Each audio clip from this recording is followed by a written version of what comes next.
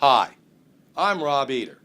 Previously on DSN Executive Viewpoints, I talked to Walgreens President and CEO Greg Wasson about the vision that is guiding the transformation of Walgreens at the macro level.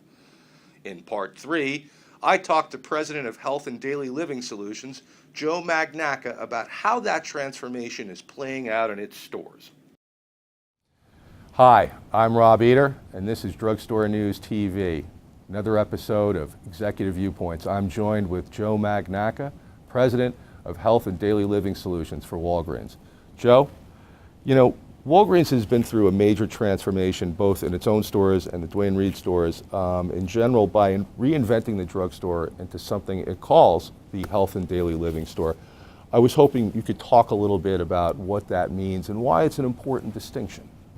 Well, I think, Rob, first of all, we do see an opportunity to move out of the traditional drugstore segment into a higher ground. And one of the things that we've noticed over the years is that there's been very little innovation in the drugstore segment. And one of the learnings that we've noticed is in the European marketplace.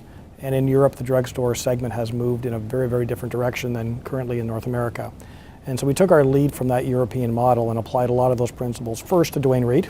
And that included obviously changing the whole shopping behavior and experience inside the store, and then applying some of those learnings and key learnings back to our Walgreens business. At the end of the day, what we're hoping to do is really achieve something pretty extraordinary, moving away from just strictly a department or a store that people go to buy a specific product to something that people want to head into and shop. And we really want to create a difference so that when people walk down the store and they have many choices in the drugstore category, that they will choose us over our competition and walk by the competition to get to one of our stores for various reasons.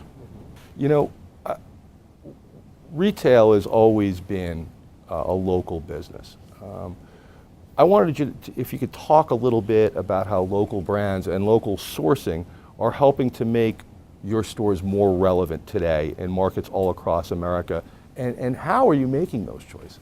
Well, first of all, you're right. Localization has always been a key part of our Walgreens strategy.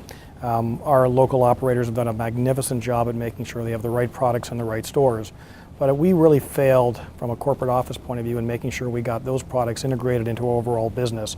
And now with the introduction of Well Experience, which puts more space pressure on the overall store, it's very important for us to get the right SKUs, the right products in the right stores. So again, we look at productivity per SKU per store and making sure we have the relevant mix. So about 16 months ago, when we re-engineered our organization, we actually created an area called strategic inventory sourcing and localization to ensure that we have the right products being put into our stores from the get-go. And that team works hand in glove with our local merchants and our operators to make sure that we have the right mix in each and every store to make sure that we're as relevant as we can be as we reduce some of our front-end space to enhance our pharmacy experience in the back of our store.